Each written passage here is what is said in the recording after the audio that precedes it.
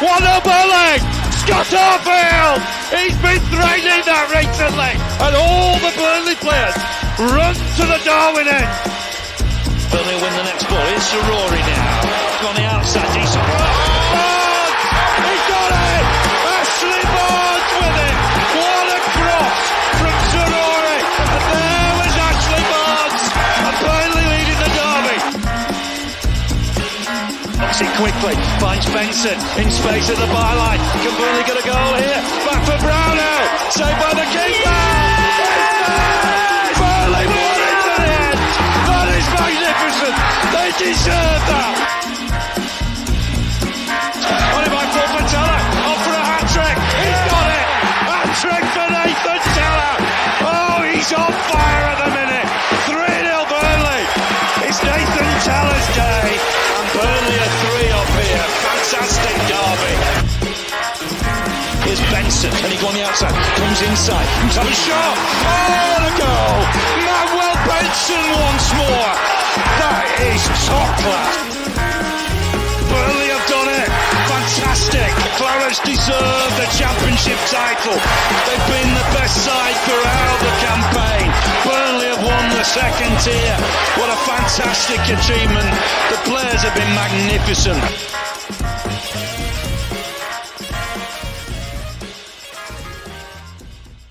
Yes, hello everybody, welcome along to the latest episode of the Turfcast podcast pre-game show with me, Joe Redman, ahead of what should be a cracking game down at Villa Park, a famous old stadium. I'm going down, I'm looking forward to it, but I did say at the start of the festive period, the team that I'm looking forward to playing the least is Villa. That's despite us playing Liverpool in that period as well. So it's going to be a tough game, but you know, if you're not up for a game at Villa Park, then there's no point in being a football fan or a footballer if you're a footballer and not up for it. So hopefully the lads up for it. I'm sure they are.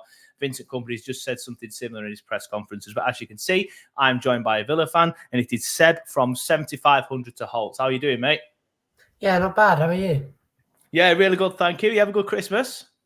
Yes, nice to get away. We were chatting off air that you don't really get away in the podcasting world, especially with the football fixture, but nice nonetheless.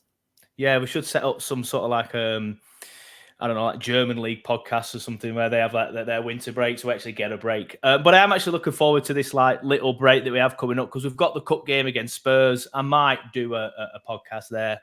Probably will, just to fill a gap. And then there is a 2-week gap in the Premier League, I think it is for us. So we might get a bit of a gap there, but we'll see. But before we get started, I just wanted to remind you all that the Turfcast podcast pre-game show is, of course, sponsored by Green King Sport. And as we know, the New Year period, just like December, is jam-packed with live football. So what's the best way to watch it on TV? Down at your local Green King Sports pub, of course. After all, Christmas is a time to catch up with friends, old and new. So get the team to your local for some refreshing pints, delicious food, and live action of every Christmas cracker. Every single fixture from TNT, Sky, and Amazon is live at Green King Sport pubs. That means wall-to-wall action on their huge HD screen. So head to your local Green King Sports pub now and watch every winning goal, top bins volley, and dodgy VAR decisions. There's been a lot of them recently in an atmosphere worth sharing. And please remember to download the Green King Sports app and you'll receive 10% off drinks every single time that there is sport on the telly. So, Seb, season so far then for Villa, you must be absolutely loving life.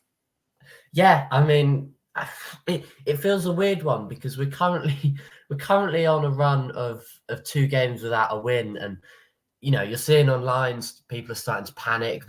Maybe the wheels are starting to come off. But I mean, if you look at a broad look at our season so far, it was more than any of us could have expected. You know, I came into this season and I went on a podcast. I think it was an Arsenal podcast early on in the season, and we were talking about where I thought Villa might finish. And I said, you know what, with Europe this year, the added fixtures, you know, quite a light squad. I think this was just when Mings and Buendia had both done their ACLs as well. Yeah. I said, look, if we can get far in Europe, I would happily sacrifice that for a league position. You know, 8th, I could see us finishing. And if we did well in the cup competitions, then I would probably take that. But so far, we've done that and more. We've ended up topping our European group, and we are. I mean, to say we're fighting in the league at the moment is a bit of an understatement.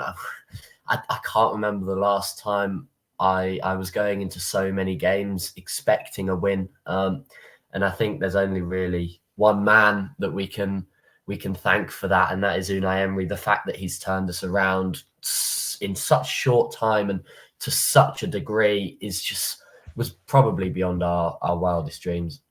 Yeah, I can imagine. Obviously, Emery's doing a fantastic job, and we'll talk about him more a little bit in a short while. But I do just want to pick up on something you said there. A bit of panic setting in. I mean, I know football's fickle, of course it is.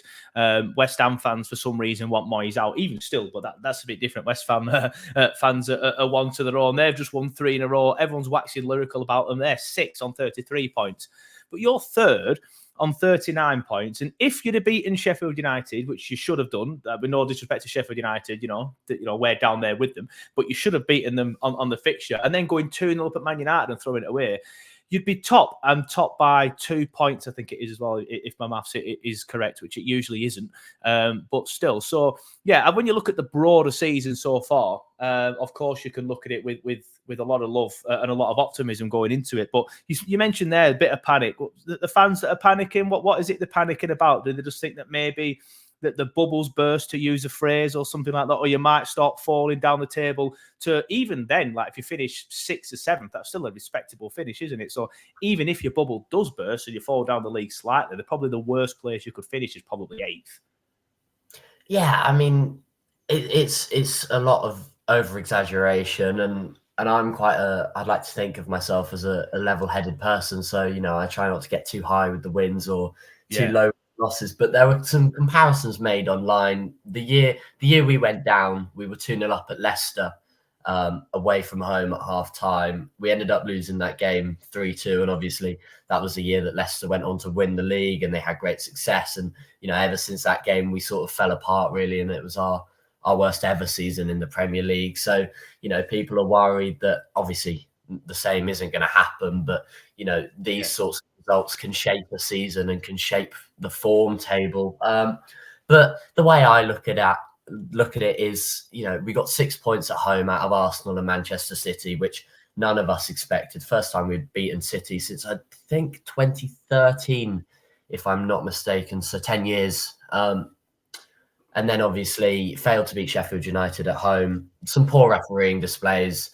But I'm not going to let that be the reason. I don't like to make excuses. And then obviously away at Manchester United, which is probably our worst performance for a while, but it's quite nice. We mentioned about the busy schedule, that we have a chance to, get that win back under our belts at home. We fancy ourselves at home. Okay, we didn't win last time out, but we still are yet to lose a game at Villa Park since February this year. So it'd be nice to be able to have another performance where we can try and get the win and, just try and keep it stable.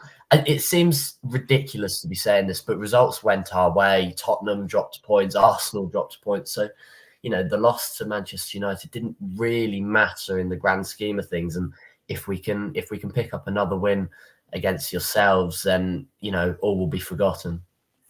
Yeah, I mean, you mentioned the Sheffield United game there. Like, I think you'd won like 1 million games at home before that Sheffield United match, or something ridiculous along them lines. It might have been around a trillion. But I was just expecting you to roll them over. Now, they played a bit of a low block style, dug deep, tried to just frustrate you, which isn't something that we will really do, or something if we tried to do, we wouldn't be that good at.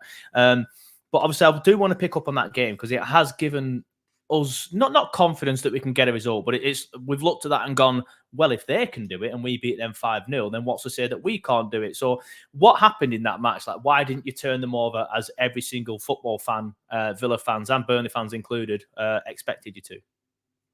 I think quite a few Villa fans expected it to be a hard game. Following Villa over the years, it seemed very Villa to have the chance to go top of the league, play bottom of the league. A team who hasn't, we've won every game of the season so far, playing bottom. I predicted it before. I predicted that it would be 1-0 and that Cameron Archer would score. Luckily, we got the point in the dying minutes. But Villa struggle mostly against teams who play a really low block. We struggle to break them down because we've only really got Watkins as our out-and-out striker. When teams come to Villa Park or even at their own ground and sit behind the ball with 10 men, Villa really struggle to, there could be times where we just don't take our chances.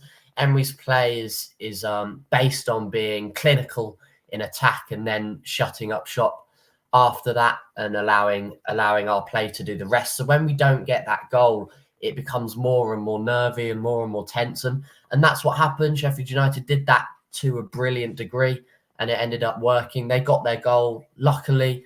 I think there was a bit of naivety at the back from them, which allowed us to scrape in and get the point, which could be crucial come the end of the season. But, the way they sat back, the way they defended, it was perfect. You saw they had a plan and it worked against us. Yeah, fair enough. And as well, the Manchester United match, you mentioned that was the worst performance of the season so far. You did race into a 2-0 lead, so I presume at that moment it wasn't that bad. But what went wrong at the point that you went 2-0 up to the fact that you threw it away? Was it naivety again? It was chalk and cheese, the first half and second half. The first half, You could see our plan. We used to capitalise our set pieces, and it worked, doing it twice. You could see United's frailty at the back. We managed to quieten down the Old Trafford crowd. And then second half, United had a chance early on. I think it was ruled out for offside. They ended up putting the ball in the back of the net about 47, 48 minutes. That allowed the crowd to get back into it, and they used that momentum. Villa sat back.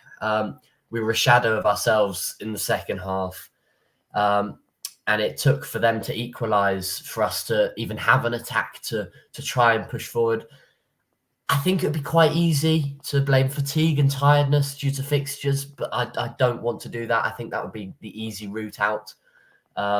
It was just poor from 60 minutes onwards. So Unai will not be happy. He will not stand for those sorts of performances. So I fully expect it to be rectified.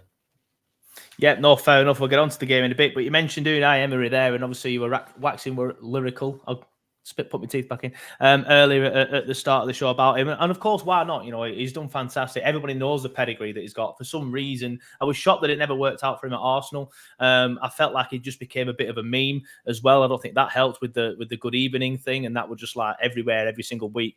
I don't think that sort of thing helps. But he's come into Villa, done a brilliant job. Tell me what he's done that makes you so good. Like, what is he doing that makes Villa so good and having such a good season this season? Everything. I cannot talk highly enough about this man.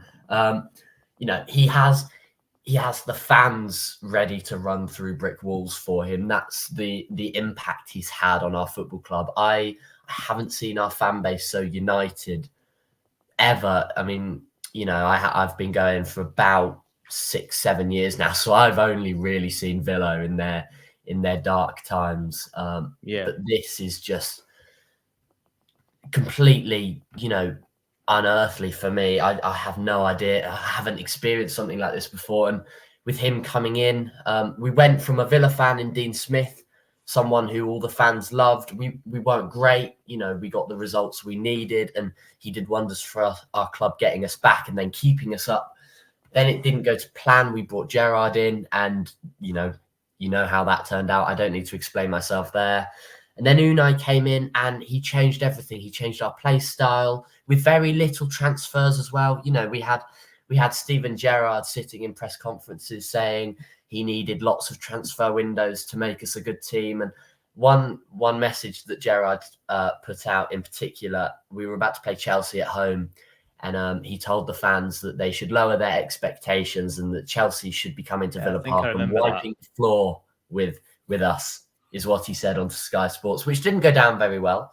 And then Unai Emery comes in, and we've played Chelsea 3 times and beaten them all 3 times with, very little transfers. And, the squad is basically the same.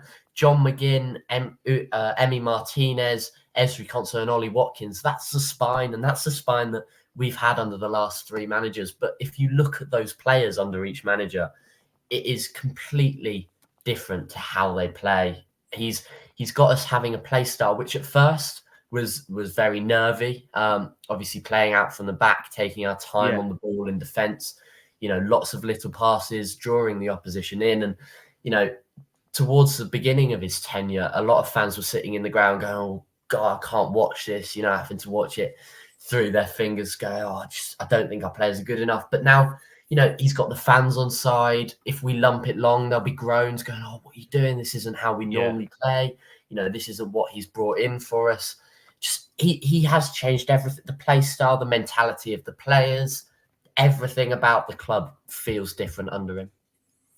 You mentioned the player style there a couple. In fact, before I ask you the next question, I just do want to pick up on something you said then, because you were saying that it took a while and fans had to be patient to get used to the new play style, which is passing it out from the back. I presume it's patient build up and stuff. I know you're a bit of a front foot team, and I do want to get into your play style in a minute. But Burnley fans do tend to be going through that at the minute. And even though Company's been here for 18 months, I think it's because we had Dyche ball for so long. And I'm not disrespecting it. I don't think there's a right or a wrong way to play football.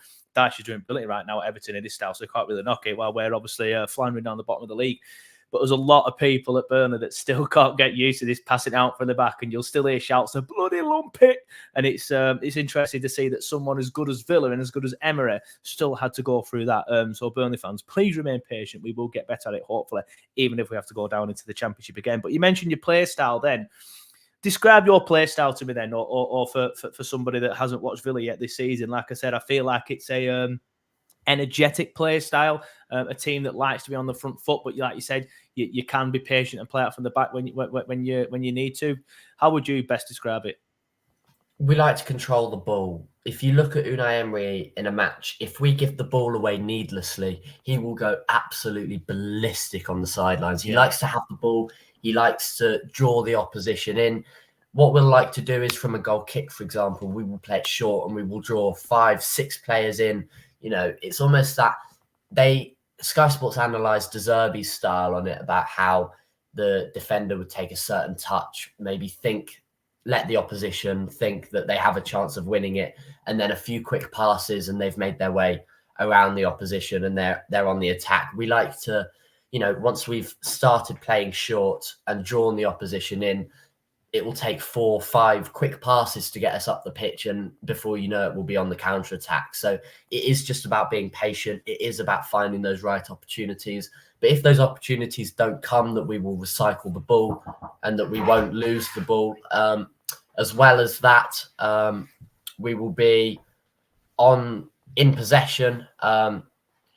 Once we've got you high up the pitch, we will be boxing you in. So almost if you clear the ball, you won't be able to get out. We'll have all our centre backs within our own half, and so you just can't get out. We will just it will be relentless.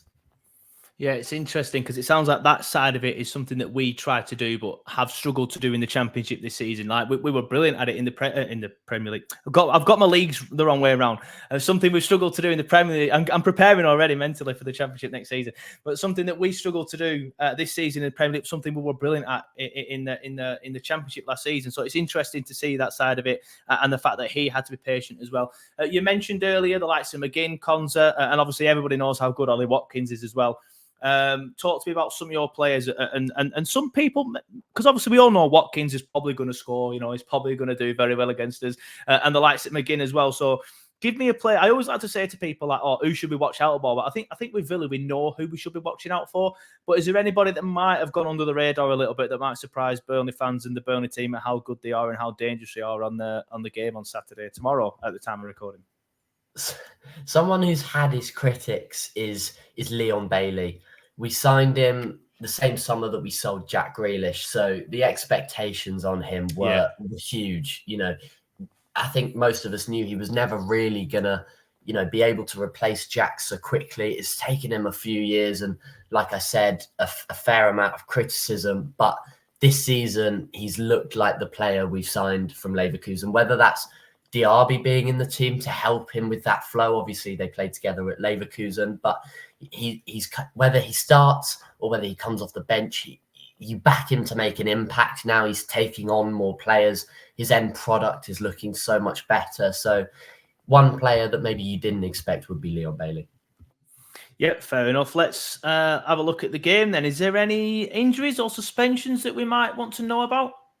Luca Dean, he picked up an injury at Old Trafford when they put the ball in the back of the net. He slid to try and block it. He ended up going out after, and Emery's come out to say he'll be out for about 20 to 25 days. Luckily for Villa, that's probably the one position that we have enough cover in.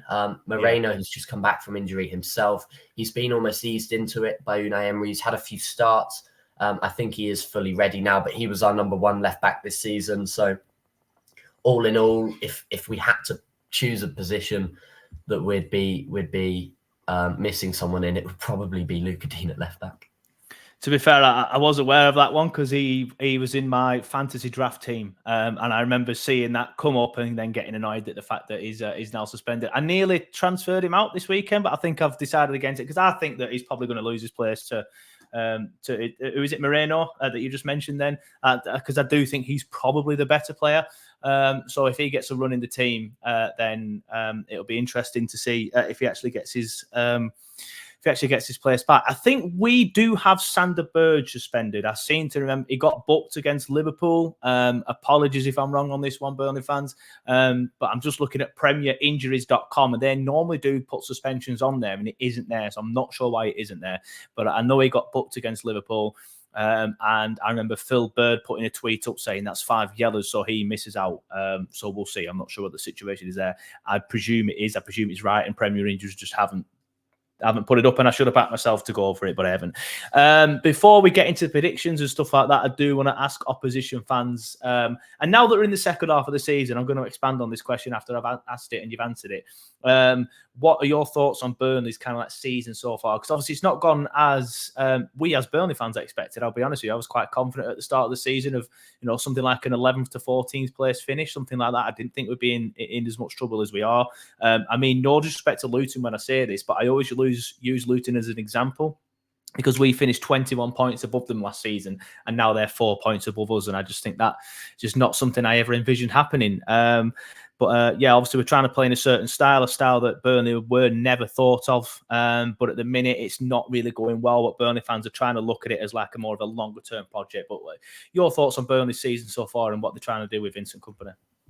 It's difficult.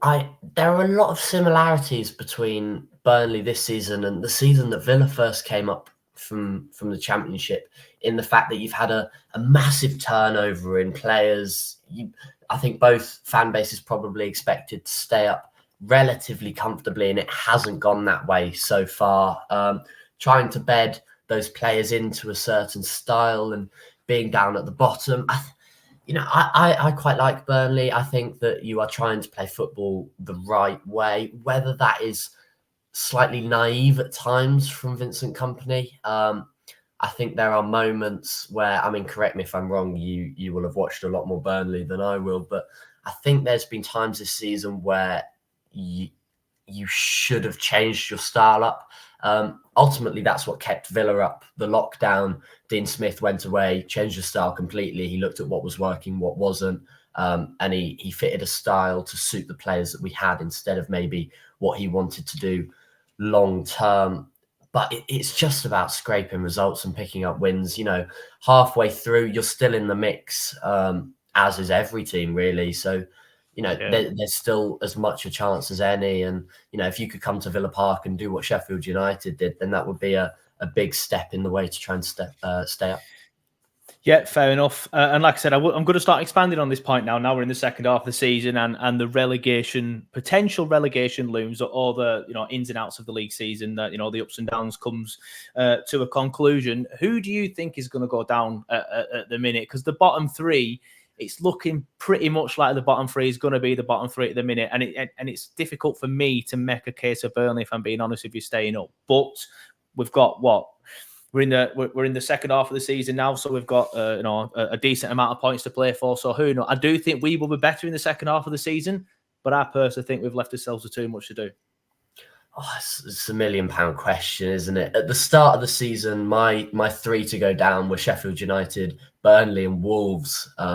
Gary O'Neill has completely proved me wrong. I think Everton have enough to stay up. I think if it was going to be anyone that's not in the relegation zone at the moment, it would be probably Forest. But that was before they hired Nuno. I really like him as a mid-table manager. I think Spurs was probably a step too far for him, but that sort of level, you saw what what he did at Wolves and the players that he had at his disposal there. And they've had a good start under him as well, obviously going to St James's Park. Palace in a little bit of trouble, but I think they probably have enough Premier League experience.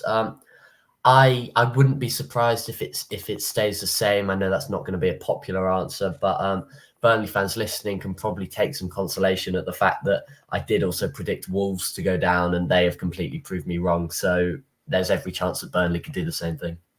To be honest with you, mate, like I said, even the most optimistic Burnley fan at this stage is still predicting Burnley to go down. I just can't see how the bottom three is going to change. I think Luton have probably shown more fight than us. But I still think we will finish above them in the second half of the season. But I just think we finish at 18th and still go down personally. Palace, like you said, can be dragged into it. Forest can be dragged into it. I said Brentford a few weeks ago, and they're still losing every single week as it stands. It's just that the bottom three aren't good enough to drag them in it. They should be in danger. Same with Palace, but the bottom three just aren't putting runs together.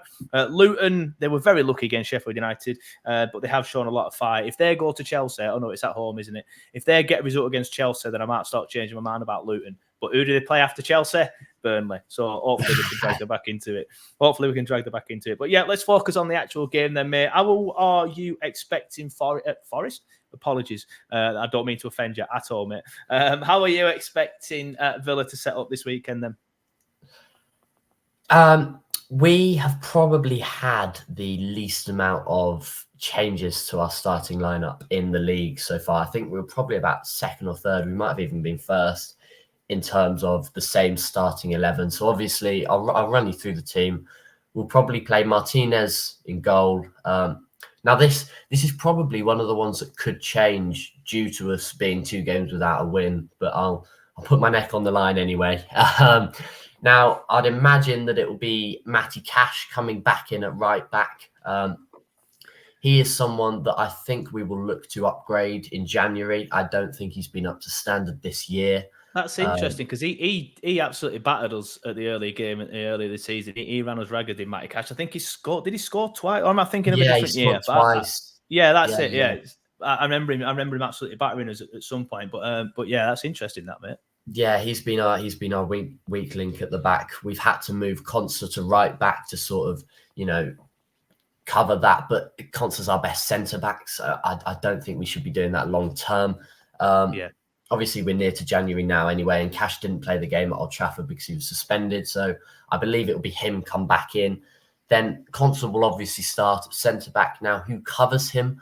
I'm not too sure. Carlos has been the one in favour recently with Pau Torres out injured, but Carlos, is prone to a mistake. We saw at Old Trafford. He also gave the ball away at the Vitality through naivety when playing out the back. Whether he loses focus or whatever, I'm not too sure. I couldn't tell you. So if Pau is fit, I'd hope that he comes back in. He, against a low block, he is the perfect centre back because he will be able to break those lines just sheerly down to his passing ability. And then obviously left back, like we've discussed, Alex Moreno. Now Villa's sort of playing a 4-4-2. So I'd imagine our central midfielders will be John McGinn. I think, if I remember rightly, Kamara still has one more game to serve in his suspension after his red card, so he will be out.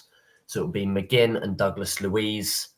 I'd imagine Jacob Ramsey would start. I think he started the last 2 since coming back from injury, so that'll be our third with a winger. So either Leon Bailey or Moussa Diaby on one side, and then our front 2 will be Ollie Watkins and probably Zaniolo. But Zaniolo could drop into the midfield and Diaby or Bailey could go up top. Yeah, no, that sounds like a very strong lineup, to be fair. One that Burnley fans could only dream of. We will probably not make too many changes unless any are enforced. So, yeah, Burnley, it's good to see because we have been tweaking a lot. I say company has been tweaking a lot with the side, and it's good to see that he has now finally seemed to have settled on what is his favourite side. There's still a couple of players in there that I'd take out for another player when they come back from injury and things like that, but that's a different debate. But yeah, it's going to be interesting to see if he makes any changes, if any are enforced. But I think Company has found his favourite team now, and it's going to be interesting. I want Mike Trezor to play again. He played on the left, but I'd probably try him on the right because when Odebear moved back onto the left against Liverpool, that was when he was at his best. And obviously, that's where he's been fantastic this season as Odebear since coming in for Luca Cogliosho. But yeah, let's get into some predictions then, mate. Obviously, I know you're on a Burnley show, and some people do sort of like say, I don't want to say on a Burnley show. We know we're not very good at the minute, mate, so do not hold back. And I'll be honest with you, mate, my prediction will probably be quite similar to yours. So feel free to guess away, mate, on your prediction. Really, really tricky. Under Emery so far, in the short time that he's been there, every time we've had a setback, we've come out and gone and made a statement win. Whether that be a big win or whether that be a run of wins put together at once. I have to back us to win, unfortunately. I think, I mean, there's every possibility you could come and nick a result, especially if we continue playing like we did in the second half at Old Trafford. However, like I said, under Emery, that just hasn't been, a longevity thing. Every time we've done wrong, we've put it right straight away. So I am going to go for a 2-0 win for this one, unfortunately for you. Now, mate, that's interesting because I'm going to go a bit more than that. I'm going for 3-0. I'm going for 3-0. Maybe 3-1. Who knows? Maybe 3-1. But actually, can I change mine to 2-1? Because we haven't kept a clean sheet since Arsenal and City. We really struggled to keep clean sheets. Yeah, well, that's interesting because we've struggled to score. No, we had quite a few chances against Liverpool that we probably should have scored with, or at the very least done better. Johan Berg Gudmundsson had a header. How he's missed that is criminal. And Sander Berg had a header. And it was been a when we signed Sander Berg, a lot of Sheffield United fans came on and said, "Oh, he's 6'3" or whatever he is, and he can't head the ball." But he's actually done quite well in the air and won some headers. But this was a free header. All he needed to do was head it down, and he just headed it over. I'm like, why have you even? How have you even come to that conclusion to head it looping rather than down? So that was the first time I looked at that and thought maybe Sheffield United fans do have something on that. But speaking of Sander Berg, I've just looked at Phil Bird's tweets. Everybody, that tweet seems to have either been imagined in my brain or he's deleted it. And I've checked fantasy football. There's no Sander Berg suspension. I've checked Premier injuries again. There's no Sander Berg suspension. And I'm now currently looking at PremierLeague.com. Kamara is suspended for you. That's the only one that's there, yeah. Ben Mee, Tony, we all know about Tony, Dunk, and some others, but no Sander Berg. So apologies. It appears I got that one wrong earlier. So Sander Berg will be in the middle with Josh Brownhill. So it will probably be, unless there's any injuries that we aren't aware of. I know Vincent Kompany did say in his press conference today that, there's a few players that they're monitoring in terms of injury, but nothing serious. So unless we have something enforced on us, I think it's probably going to be the same lineup as the other day. Maybe tweak things a little. I know we all love Lyle, and I do think he is much better than Jade Rodriguez. And I do think it's best for him to keep playing football at the minute after his issues earlier in the season. But he did look tired against Liverpool. But then if you take him out, you're taking one of your main strikers out and your main threat, and probably the only one who could potentially put the ball in the back of the net up top. Because if you bring him in for Jay Rodriguez, I'm not sure if Jay is still the player he was 3-4 years ago. But Seb, we'll wrap it up there, mate. A big thank you for coming on the show. Just want to let everyone know where they can find you and all the content that you create on your channel if they want to do so. No, thank you for having me. Yes, if you go over to Twitter, you will find me and our great team at 7500 to Holt. So that is 7500 TO Holt. Now that stands for our owner is in Canada, and that is the mileage from where he lives to the Holt end for any context. Me personally is at Sebastian Bacon 8. Now I have been at university since September, so I have been living up the university life, shall we say. So I haven't been very active, but hopefully come the new year, that will change. Less nights out and more recording sessions. Apart from that, thank you for having me on. It's been an absolute pleasure. No, yeah, it's been a pleasure myself, mate. A good chat. I always like it when it's easy to chat and the questions flow very well. I feel like that podcast was like that. But again, mate, thank you for coming on the show. It's been a pleasure. Good luck for the season. I would say apart from Saturday, but I don't think you're going to need any luck on Saturday. But good luck for the rest of the season, mate. And if I genuinely would like it if you won the league, it would. I don't think you will. Ultimately, I just think you'll. I still think City will do it. I think the juggernaut will now just kick on and sit. Yeah, it's just one of them. But if you finish in the Champions League place, mate, you've got to be buzzing with that. So good luck for it all, mate. Good luck in Europe as well for the rest of the season. Good luck in the Premier League, and hopefully see you next year. Yeah, hopefully see you next year, or I'll see someone else on your show from next year, mate. But thank you for coming on, and we will see you all next time.